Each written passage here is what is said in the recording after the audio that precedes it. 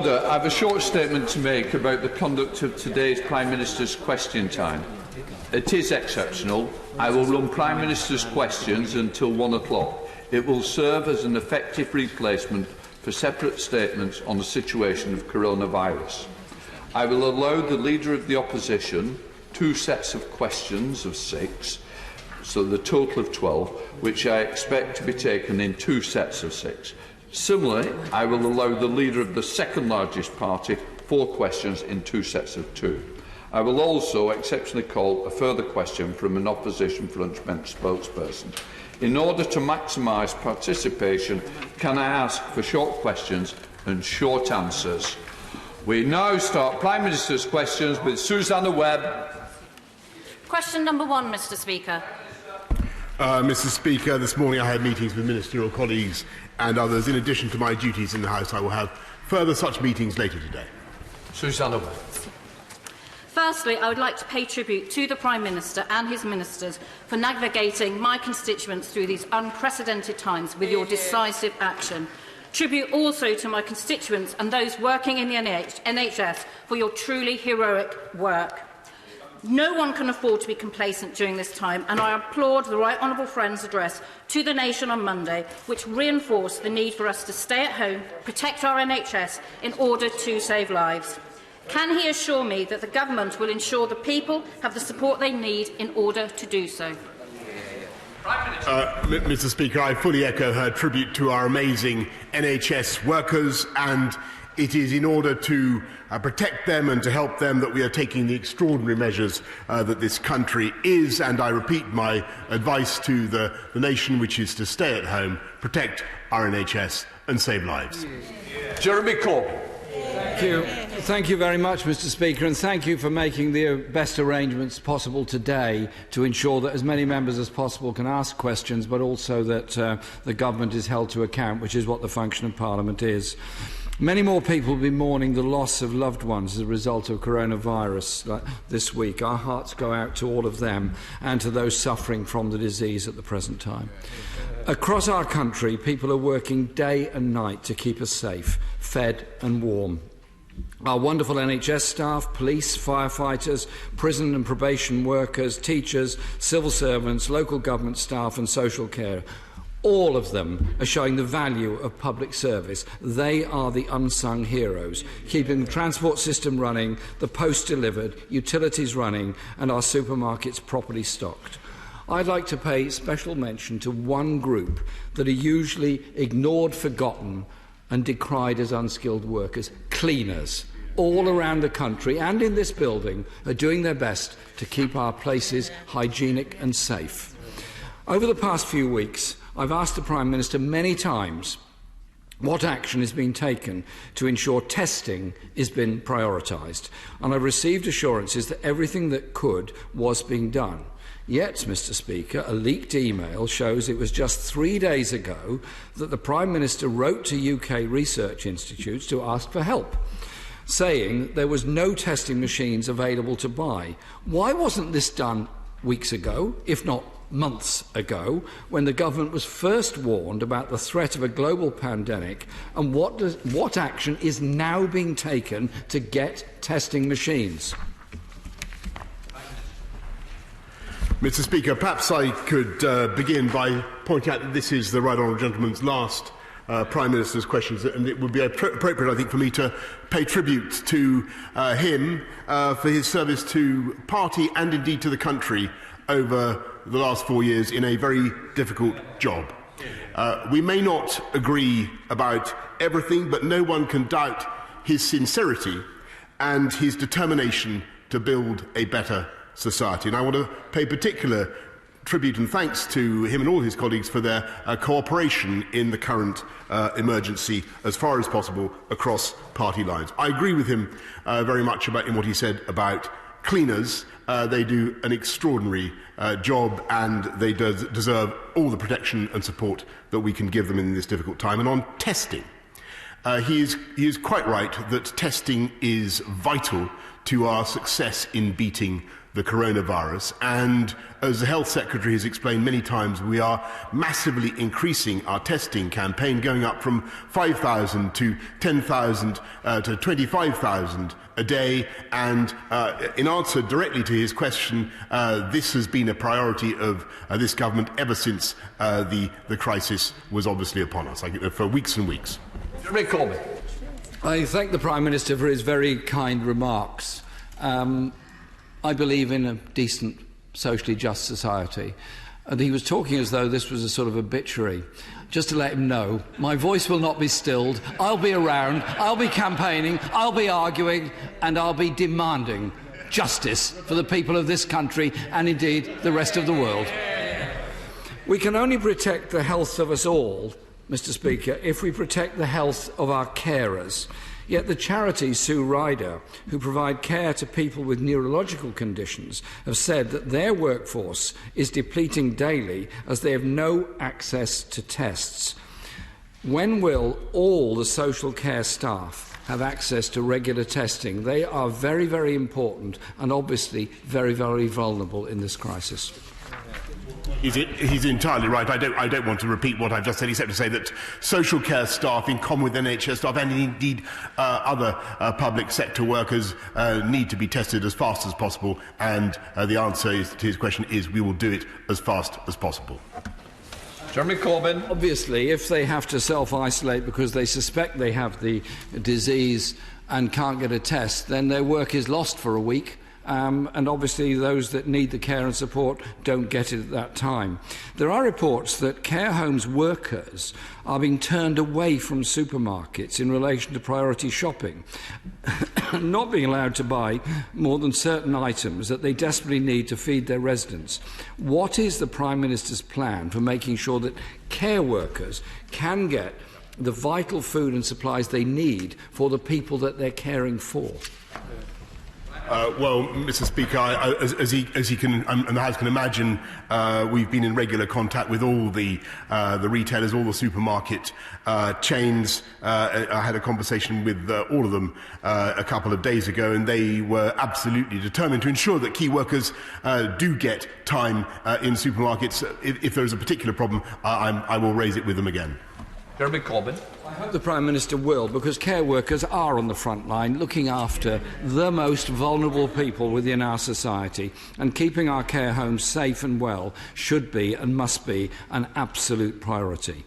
The Prime Minister has been saying for quite a long time that NHS staff will get the equipment they need, yet the Healthcare Supply Association, just get that, has been forced to use Twitter to ask DIY shops to donate protective equipment to NHS staff. This is an appalling situation. When will NHS staff, social care staff and community nurses and all other staff relating to healthcare get the PPE equipment they absolutely, desperately need? Well, Mr. Speaker, I can tell him, and he's absolutely right to raise this issue. I know this has been a concern, and we had a long meeting on it this morning, but I'm assured that not only are the stocks there now, the Army is now distributing the supplies to all the NHS staff, all the hospitals that need it, and in the last 24 hours, they have distributed 7.5 million pieces of equipment. Jeremy Corbyn. It's important they get it, because yesterday 77% of NHS chiefs who responded to a survey said that the lack of staff testing and staff shortages were the two biggest areas of concern for them. Last week, the Prime Minister stood in this chamber at the dispatch box and said that he would, and I quote, protect private renters from eviction. He absolutely said that. Yet, some renters will be getting eviction notices as early as next week. The Prime Minister appears to have gone back on his word. So will he now finally absolutely ban evictions for 6 months in line with the renewal period of the emergency legislation which is going through its parliamentary process at the moment? he raises a very important point about the need to protect renters, which is why I answered in the way I did last week. We've actually gone further now, as he knows, by lifting up the local housing allowance to the 30th percentile of median rents, which will be very important for many people on low incomes across the country. But we are also, as he knows, making sure that no-fault evictions are no longer legal, and that is part of the bill.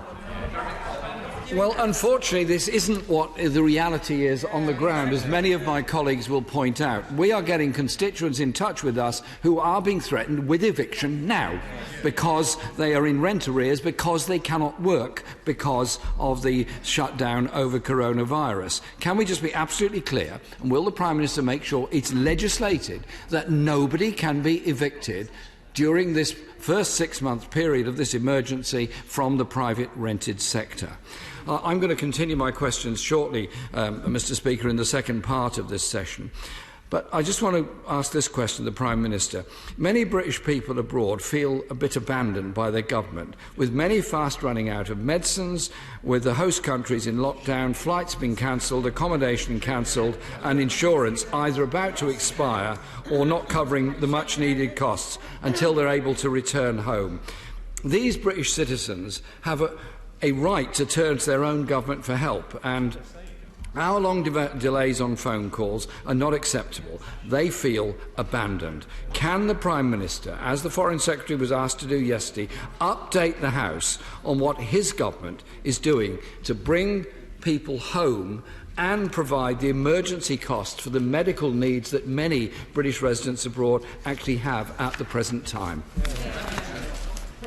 Mr. Speaker, he can take it that we are certainly doing everything we can to bring back British nationals, British citizens from abroad. A huge operation is going on now to repatriate them, as he will have heard both from the Health Secretary and indeed the Foreign Secretary, where we are protecting renters in spite of what he says. We are doing everything we can to protect our fantastic NHS.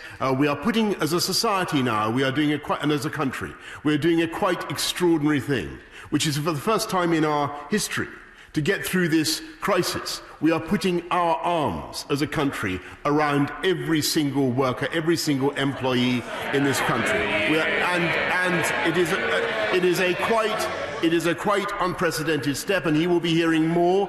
And I know there are concerns about the self-employed, but he will be hearing more in the next couple of days from my right honourable friend, the Chancellor. I can tell him that, and I think he said something the other day about this, how this country would come through this experience changed for the better. And there he and I completely agree.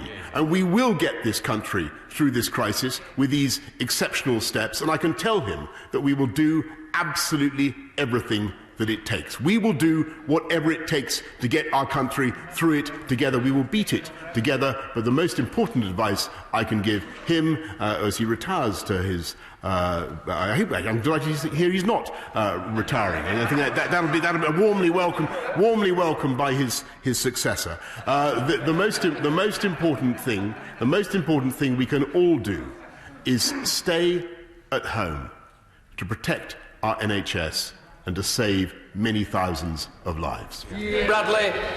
Mr. Speaker, can I thank my right honourable friend for his leadership and his Cabinet's leadership at this incredibly difficult time, and for the package of measures already announced that will support millions of people and protect them from financial hardship. The government's advice is clear, as he's just said: stay home, support the NHS, protect lives. Can you help more people to make the right decision by giving an absolute assurance to the 5,000 self-employed people in Mansfield that he is seriously considering measures he might take to be able to help them to do that?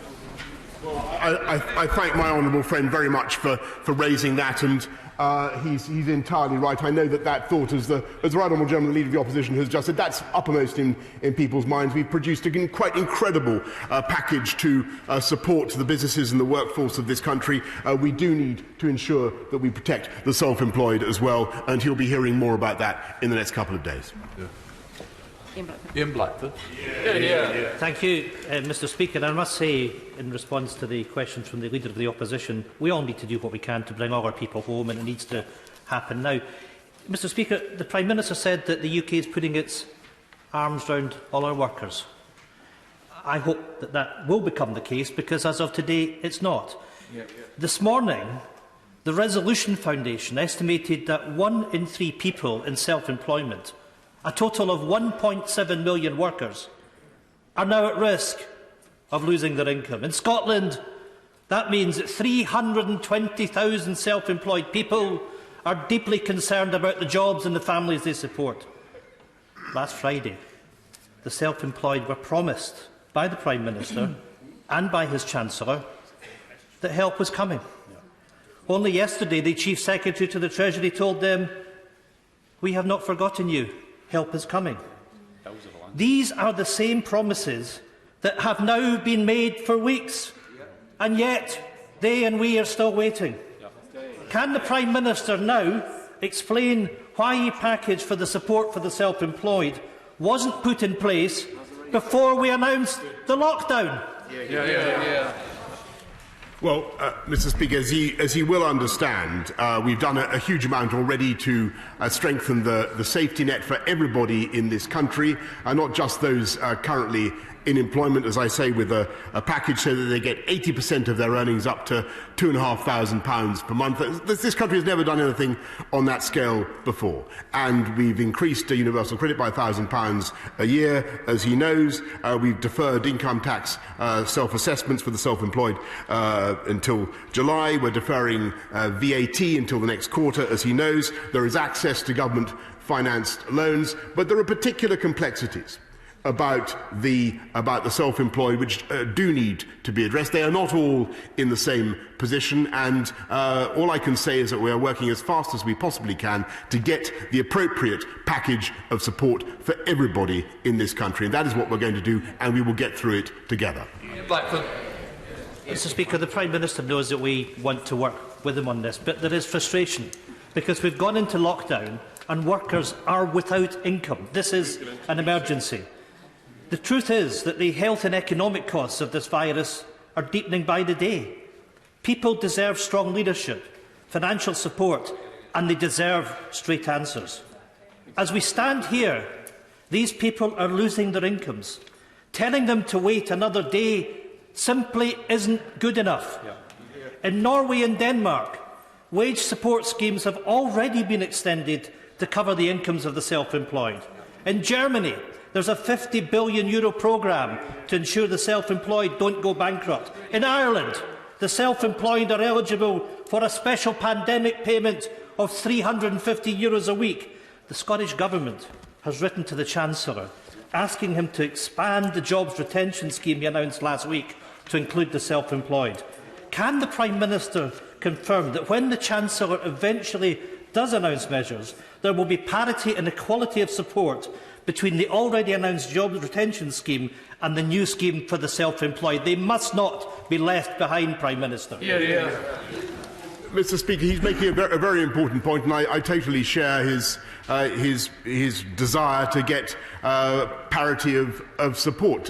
I would just remind him that we have extended mortgage holidays. We are giving all sorts of help, all sorts of interest-free loans to everybody across the whole country. There are particular difficulties with those who are not on PAYE schemes, as I think the whole House understands. We are bringing forward a package to ensure that everybody gets the support that they need. That's the way to get this country through it. But if I may say so, the better we tackle the epidemic now, the more vigorously we're able to suppress the disease now, the faster we will come through it. And that means, yes, it certainly means testing, but it means staying at home, protecting the NHS, and thereby saving lives. Jen Stevenson.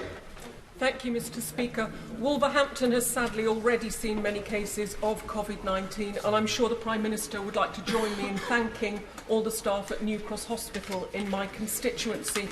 Would he also thank the many volunteers coming forward to help their neighbours in Wolverhampton, but also say to the few people who are trying to flout the advice to stay at home that their actions will cost lives? Mr. Speaker, I would indeed like to thank all the staff at New Cross Hospital in Wolverhampton for everything that they're doing. I thank everybody in the NHS across the whole country. And just since yesterday, when we asked for volunteers to come forward, we've seen a huge number of people, 170,000 people, asking to volunteer to do whatever they can to support, and tens of thousands of doctors and nurses coming back to our fantastic NHS. And I pay tribute to every one of them. Some of them, I may say, Mr. Speaker, in this House of Commons. Given the critical incident there last week, and tragically that it has recorded one of the highest levels of deaths so far, the Prime Minister will understand that there is considerable concern about the situation at Northwick Park Hospital that serves my constituents and many others.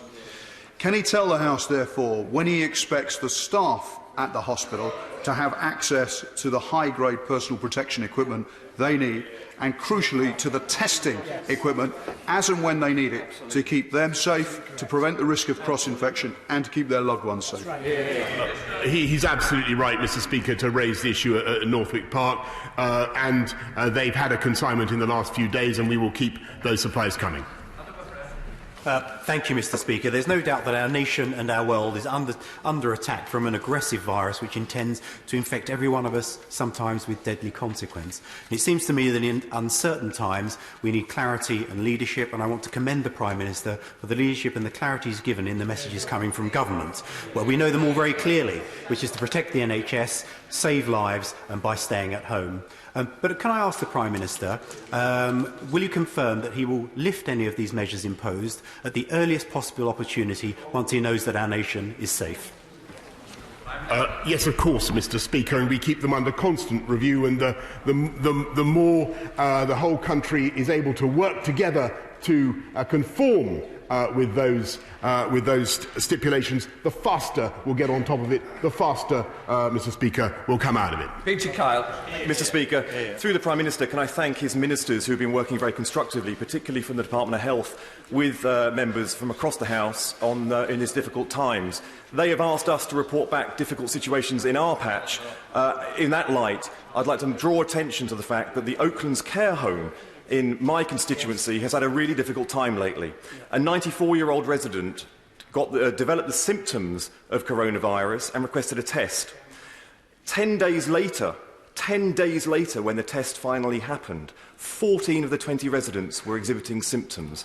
7 of the staff were off sick so they could self-isolate. They were agency staff who'd also been working in other care homes. None of the protective equipment requested had arrived. Can the Prime Minister tell the House, in the 80,000 care homes around Britain, what date will they expect tests to be carried out on the day that symptoms emerge, and every single person working in those care homes will get the protective equipment they need?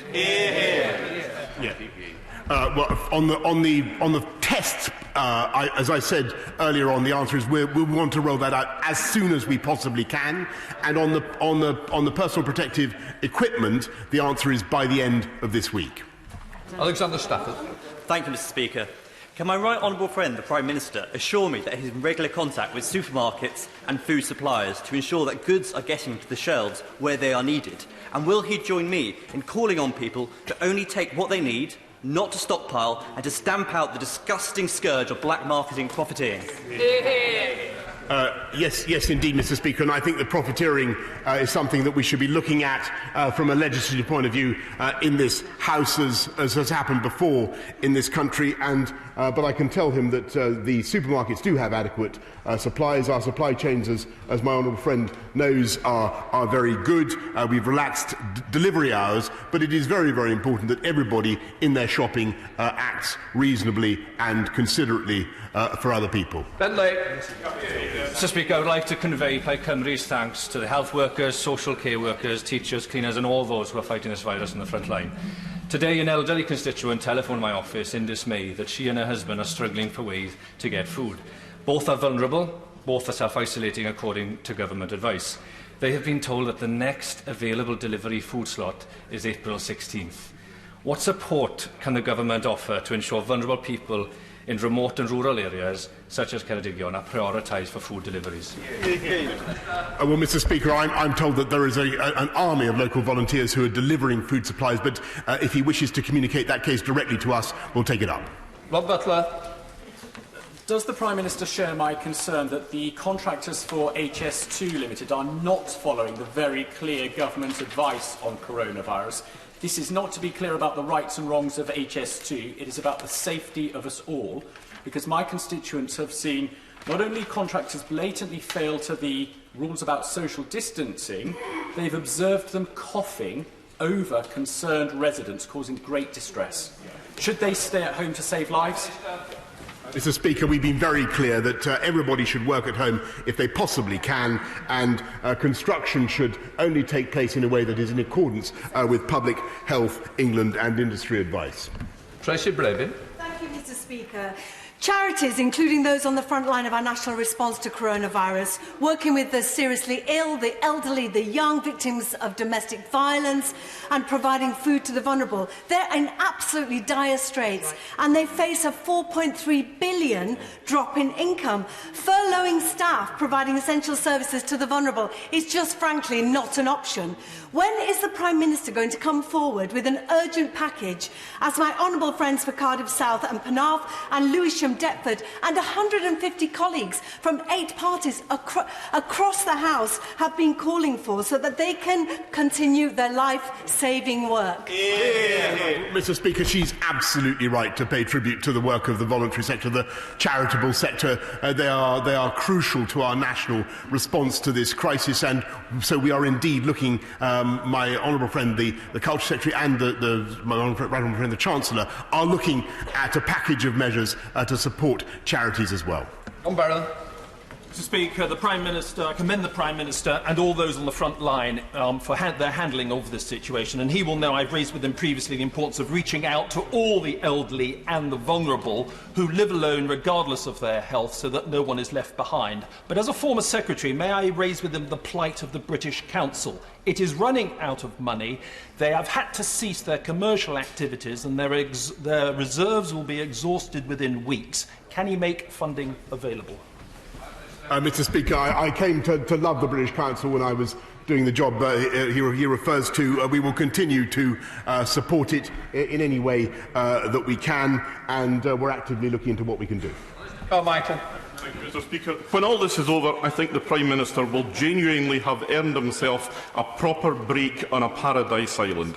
And in that regard, can I commend to him the paradise islands of Orkney and Shetland, where we have a fantastic tourism offer built up over many decades, but which have at its heart the tour guides, the craft businesses, the small food and drink businesses who are overwhelmingly self-employed.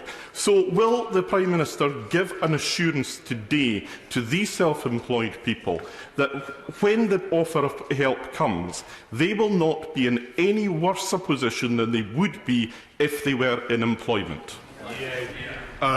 Mr. Speaker, I cannot, in all candour, promise the House that we will be able to get through this crisis without any kind of hardship at all.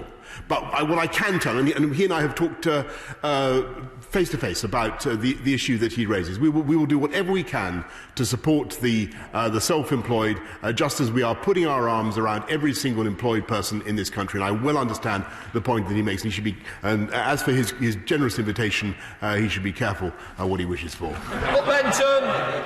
Thank you, Mr. Speaker. May I join colleagues from across this House in congratulating and thanking the Prime Minister for his strong leadership at this current time, which has provided a great reassurance for my constituents in Blackpool South.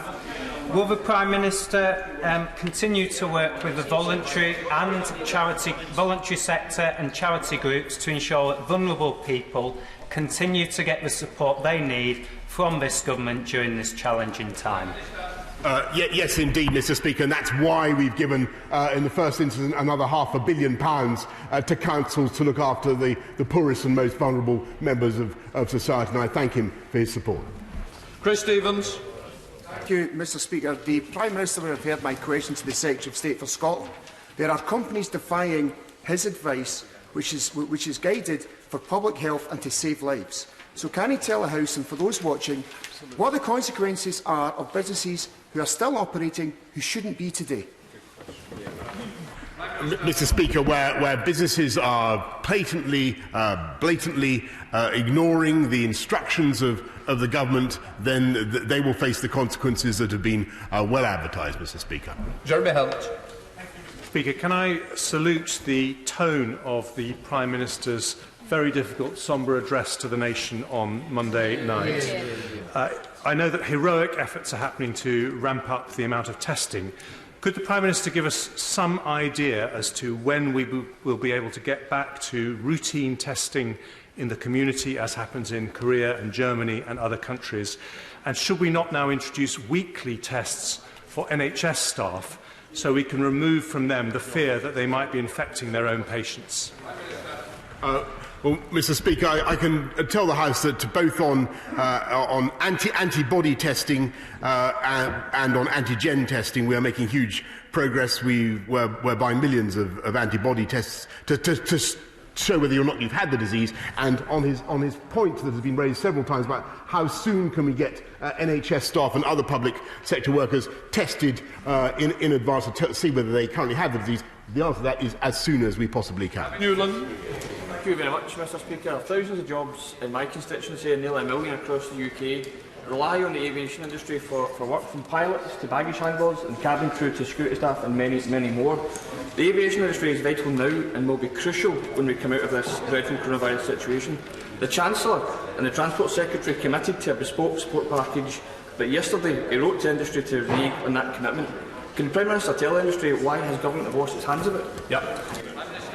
I can tell the Honourable Gentleman we have certainly not washed our hands of any sector of UK business or industry. We're in regular contact with the aviation sector, doing everything that we can to help, and already that sector and others have schemes such as Time to Pay and many other loan support schemes already available. But I can assure him, Mr. Speaker, that there are other contacts going on as we speak. We're going to now start the second part of Prime Minister's questions. I'm going to open with Jeremy Corbyn. Thank you, Mr. Speaker, and again thank you for making the arrangements that you have today so that more colleagues can come into the chamber. It is a little odd, however, that we're having to have a double session of Prime Minister's question time to question the Prime Minister when he himself should have volunteered to come here and make a statement of some length on the subject rather than just doing it through press conferences and television addresses. This House is the place where the government should be held to account. Construction sites, Mr. Speaker, are still operating, still working on non-emergency work, despite the new rules. The Chancellor of the Duchy of Lancaster said yesterday that sites will continue to stay open. We heard this morning on the radio a call from a self-employed construction worker who said that he had contracted coronavirus, he was suffering from it, he knew he had got it, but had no other option but to get on the London Tube and go onto a site to work, obviously putting himself at greater risk and putting all other passengers and all other workers on that site at risk. Why was he doing it? Because his site had not been closed down. He had no other source of income to feed his family. So he's going to work, making all of us more at risk as a result. So can the Prime Minister be absolutely clear, then give unequivocal guidance now that construction work on non-emergency work should stop now? Mr. Speaker, everybody should work at home unless they must go to work, and every business that can, unless they have an alternative, they cannot do that work from home. If a business is continuing, a construction company is continuing, then clearly they should do so in accordance with the guidance of Public Health England, and they have a duty of care to their employees. But overwhelmingly what we are saying to the people of this country is that unless you need to leave the house to take exercise, for medical reasons, or to buy essential supplies, you should stay at home, protect the NHS and save lives. Jeremy Corbyn. Obviously, people should stay at home and protect others. But if they have no other source of income, then these very difficult, very personal choices are going to be made, and as a result, we're all put at greater risk as a result of it. The self-employed are having to choose whether they go to work or stay at home, or face losing their entire livelihood, relying instead on an overstretched welfare system, which could pay as little as £94 per week. One self-employed person said they need to pay for baby food, rent, council tax and insurance for the car they use for work. Faced with the decision to feed your family and pay your bills, or stay at home and not get paid, why is it taking the Prime Minister so long to guarantee income for all self-employed workers? There are millions of them. Our economy has changed. Well, Mr. Speaker, we are making absolutely clear to everybody in this country that they should stay at home and save lives. But when it comes to the self-employed and the particular pressures that he raises, I think I've now said several times already in this chamber in answer to other honourable members that we are shortly bringing forward a package, and I think that he would recognise that the steps that the government has taken to provide support for workers, for employees in this country are quite exceptional and unprecedented, and they were warmly welcomed, I may say, by the trades unions themselves. Jeremy Corbyn. Speaker, I'm asking questions about the self-employed and those on 0 hours contract and those with no recourse to public funds who have no support. They are in a very difficult situation, and he should understand that there are many of our constituents, for every member of this House, our constituents lead a hand-to-mouth existence. A few days' pay lost is catastrophic for them. And time again, government ministers have told us that workers affected by the crisis could get help via universal credit. Last night, there were queues of over 110,000 people trying to get onto the DWP system in order to register to apply for universal credit. Will the Prime Minister now put extra resources and funding to boost the DWP capacity and relax the often quite draconian requirements on people claiming, so that money gets where it's needed quickly to those people who've got to feed the kids, got to pay the rent, got to survive somehow?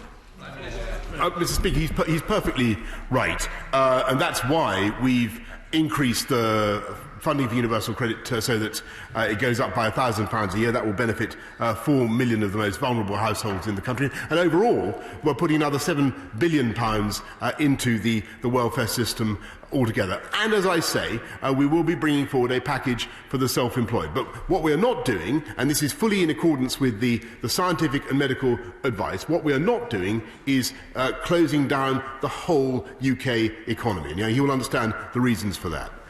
Jeremy Corbyn. We're not asking for the entire UK economy to be closed down. We obviously want people to be safe, but clearly things have to go on. My question was about the DWP resources, which the Prime Minister didn't answer. Well, it wasn't an answer that was satisfactory to me. One of his colleagues is claiming it was a yes. I'll take that. So that means more staff now for the DWP, quickly, so we don't have 110,000 people waiting. Yeah, I haven't finished yet.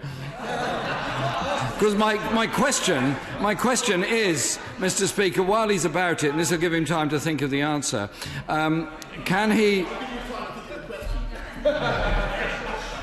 This is not a time for levity. The statutory sick pay level of £94.25 a week, which the Health Secretary admitted he couldn't live on, and despite promising he would ensure workers get the support they need, we've still not seen action on that.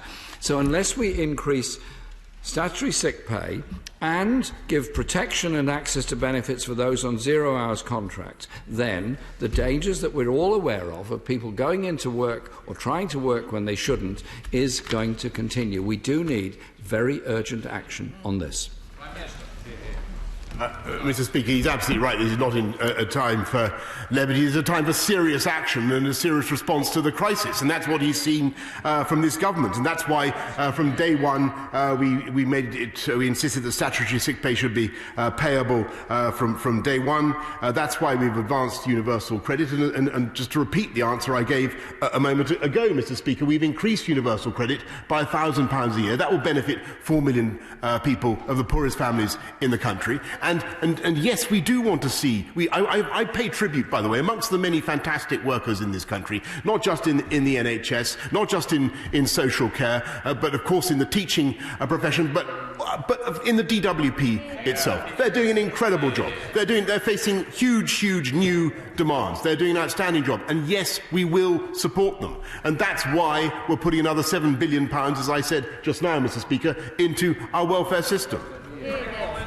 I don't want to appear totally negative, Mr. Speaker, but it would be better if the whole place had been better staffed in the first place. But I'll take it for what the Prime Minister said, that there's going to be an increase in DWP staff in order that people can access universal credit more quickly.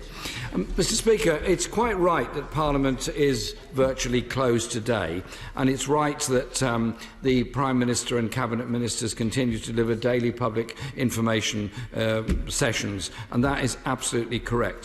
However, I understand it's going to be possibly some time before the House meets again, and there has to be scrutiny of what governments do. That is what Parliament is for. That is what oppositions exist for. And so I'd be grateful if the Prime Minister could indicate how, over the weeks until Parliament opens again, he's going to put himself open to some form of scrutiny, electronic, whatever it happens to be, so that Parliament can hold government to account because of the levels of stress and concern of all the constituents that we represent.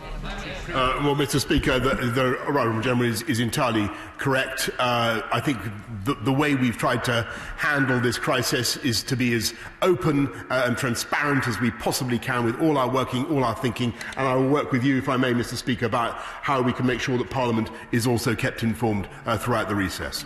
Jeremy Corbyn. Thank you, Mr. Speaker.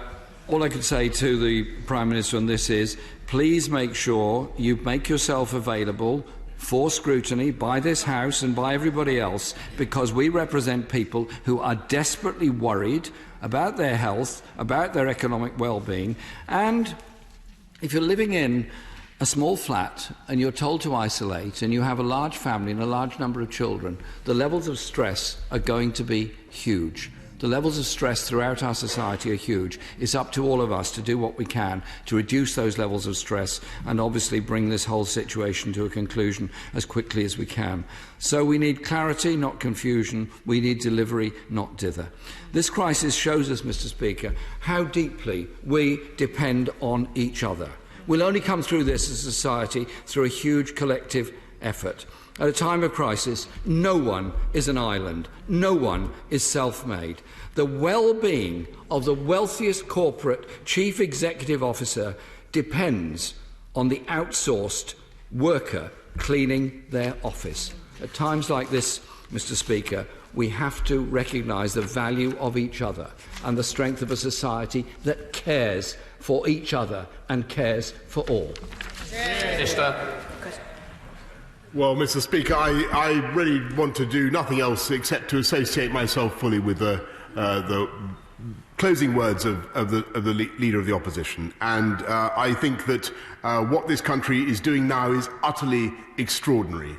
We are coming together as a nation in a way that I've not seen in my lifetime to help to defeat a disease and to help save the lives of many thousands of our fellow citizens. And we all understand that that will involve a sacrifice. But we're gladly making that sacrifice. And the most important point I can perhaps make to the House today is that that sacrifice is inevitable and it is necessary. But the more we follow the advice of the government, the more strictly we obey the measures that we have put in place, then the swifter and more surely this country will come back from the current crisis, the better we will recover. And so I just repeat my message in case the right honourable gentleman would like to hear it one more time. The best thing we can do is stay at home, protect our NHS and save many, many thousands of lives. Speaker, I echo the words of my right honourable friend. The current position on London Transport is that the services have been severely curtailed. In fact, the journeys from his constituency into central London now are every 15 minutes as opposed to every 5 minutes. The result of that is huge packed trains with people who potentially are infecting other people. Clearly, some of those people are being selfish. What advice does my right honourable friend have for his successor as Mayor of London in resolving this particular problem on London Transport? Well, Mr. Speaker, the Mayor of London, I can assure him, I understand very well the job that the current mayor is doing, and my own view is that we should be able to run a better tube system at the moment. We should be able to get more tubes on the line. But we will do whatever we can. We will do whatever we. I do not wish in any way to cast aspersions on what is going on at TfL at the moment, because it is an outstanding organisation. What we will do is give the Mayor every support and help that we can to help him through what seem to me to be his present logistical difficulties. Ian Blackford. Thank you, Mr. Speaker. As of Monday, over 3,300 inquiries have been made in Scotland about NHS staff seeking to return to work in order to help us defeat the coronavirus. These people, and all those already working tirelessly within our NHS, are our heroes. Every last one of them, from consultants to cleaners, from carers to nurses, from drivers to maintenance workers, from GPs to paramedics, they are performing vital work to save the lives of others. When this crisis is over, we in this House will need to find some way to honour those amazing heroes. But there is one way that the public can honour and support our NHS staff now, and that is by staying at home. Staying at home and adhering to social distancing will save lives, protect our health and social care services, and begin to flatten the curve. We can avoid unnecessary deaths, but only if we all act together.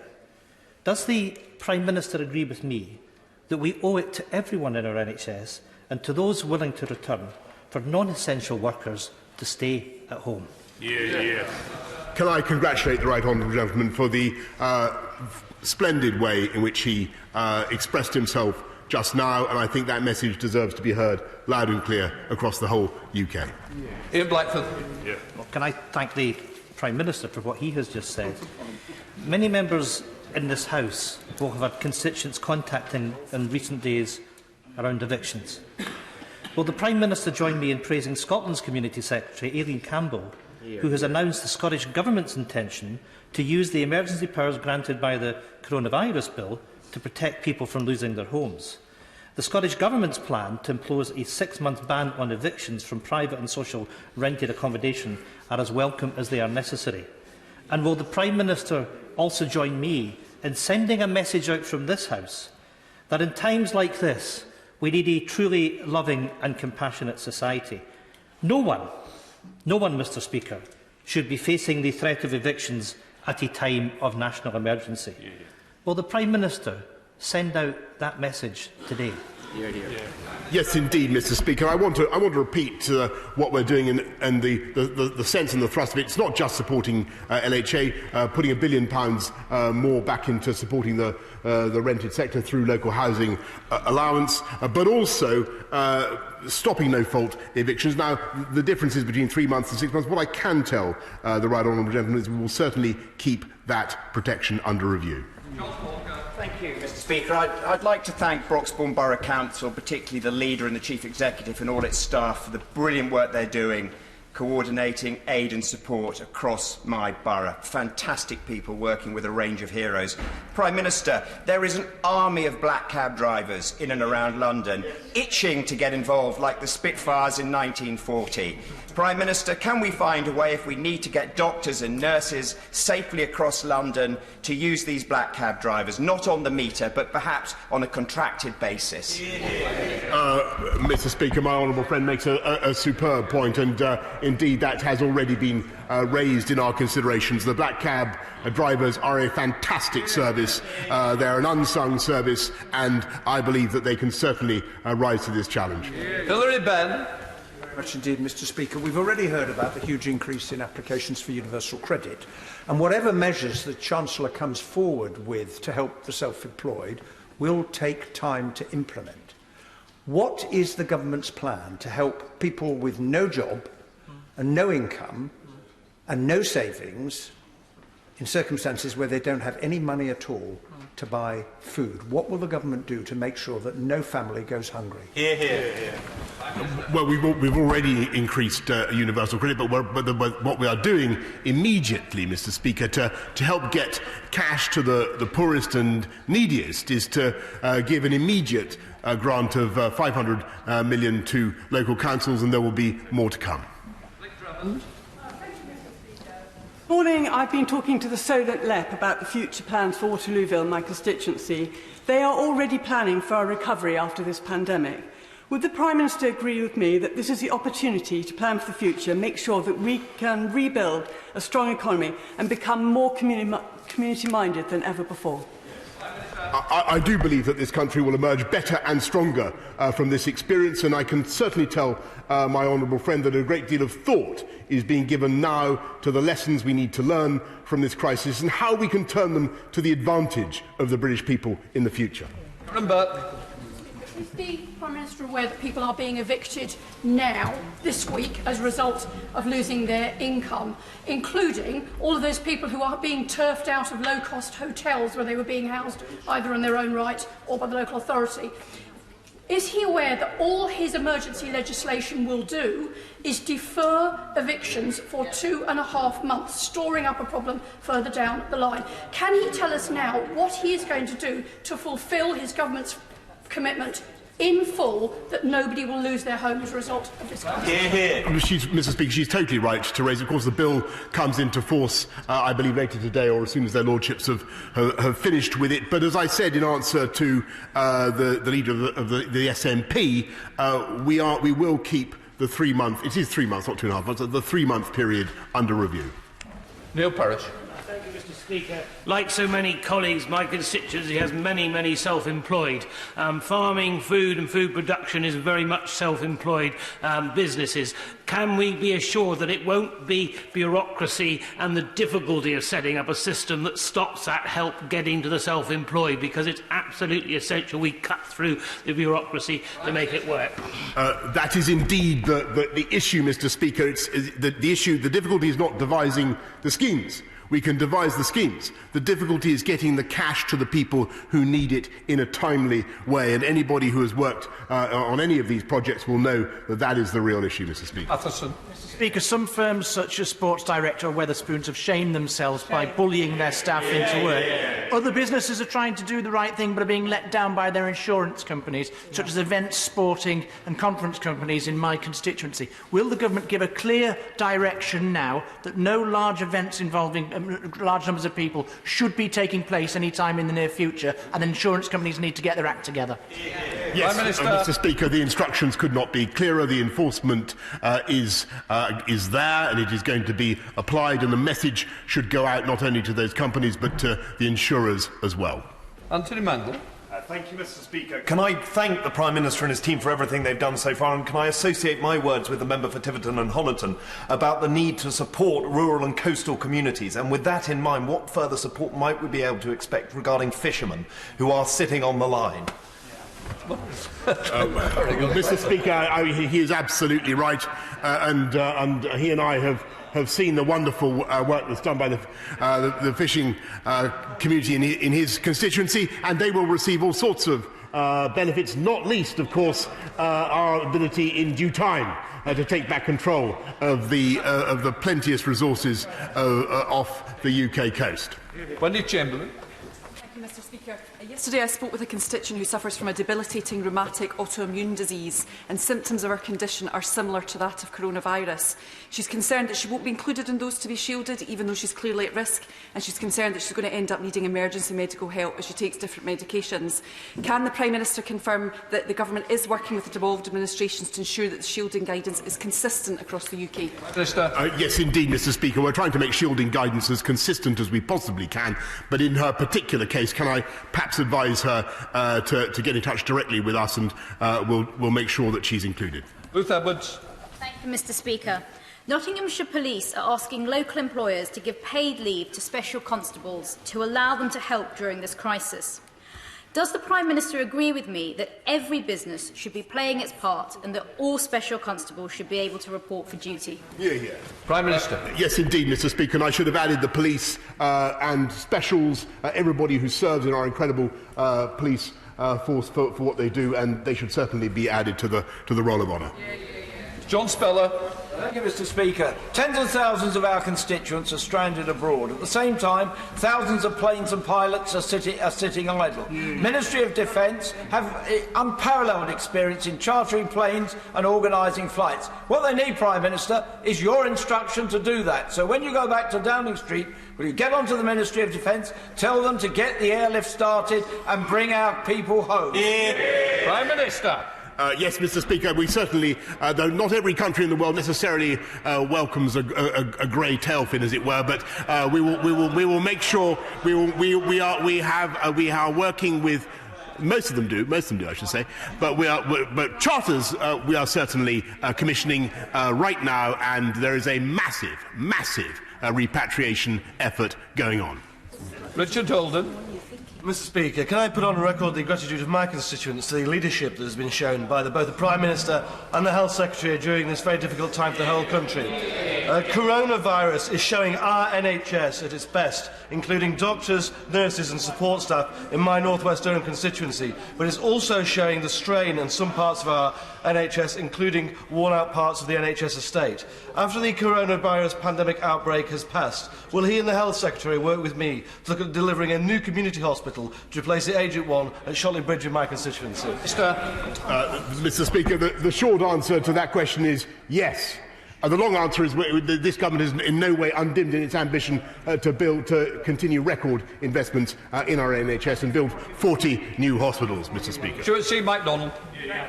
To protect us all from coronavirus, we need to protect the most marginalised, and that includes asylum seekers, those whose asylum claims have been refused, and all who are prohibited from having access to public funds by Home Office rules. So will the Prime Minister encourage the Home Office to urgently and radically reform its policies so that everybody can access the support and accommodation they need to get through this crisis? Prime Minister. Mr. Speaker, this country will look after all the most vulnerable in society in the way that we always have, and the groups that he mentions will certainly receive the Home Office funding that they need and deserve. Tom Hunt. Thank you very much, Mr. Speaker. The police will play a role in policing the social distancing guidelines outlined earlier this week. This will put an extra pressure on limited police resources, and my concern is that certain criminal elements might look to exploit this moment of national emergency to push their own insidious agenda. Will the Prime Minister promise me and my constituents that we will come down like a ton of bricks on those such individuals? Prime Minister. Yes, indeed, Mr. Speaker. The early signs are that criminal activity is not up, is in fact down at the moment, but we will come down like a ton of bricks on anybody who seeks to exploit the situation. Thank you, Mr. Speaker. The people of Newcastle are desperately trying to do the right thing, although my inbox tells me that they are angry, confused, running out of money, isolated and stranded in some cases. However, not all businesses are doing the right thing, and I am particularly thinking of Mike Ashley forcing workers into empty Sports Direct shops. The Prime Minister said that businesses should stand with their staff. What is his message to those who don't? Prime Minister.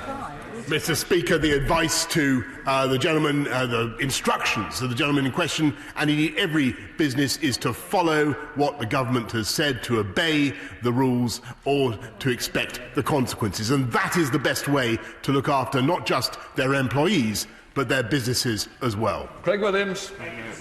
Can I welcome the Prime Minister's approach with devolution? Wales has two governments, and his mature and the Welsh Government's approach has meant we've delivered fast legislation and efficient help.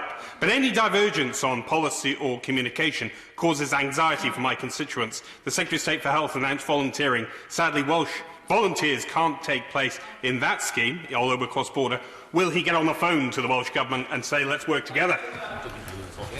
Yes, Mr. Speaker, I must say that in general, the four nations of our United Kingdom have been working very, very well together, but we will get on to the Welsh Government this afternoon on the issue that he addresses. Kerry McCarthy. Thank you, Mr. Speaker. In Bristol, we're desperately trying to replace free school meals for children with home provision and other provision, but there's been real problems with the supply chain. How can we make sure that those providing those meals, including Andy Street at Feeding Bristol, who I really want to pay tribute to, can get hold of the food that they need so that kids can get good, healthy food while they're at home? Prime Minister. Yes, Mr. Speaker, I thank her. She's given me an opportunity to say once again that it is our schools, our teachers, everybody who works in the schools who are dealing with an incredibly difficult situation, looking after the pupils of key workers, helping to keep our country going at a very difficult time, and the administration of free school meals, supporting kids who need free school meals, is an absolute top priority of ours. We are working at the moment on a voucher scheme. Right.